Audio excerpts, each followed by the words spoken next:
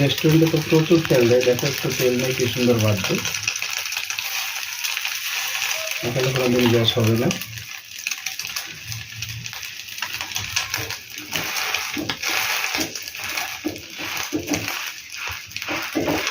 হচ্ছে পাক্কা রাঁধুনি।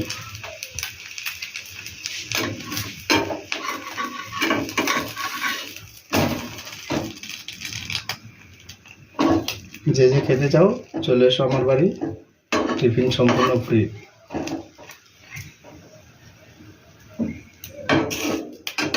কি সুন্দর হয়েছে দেখো।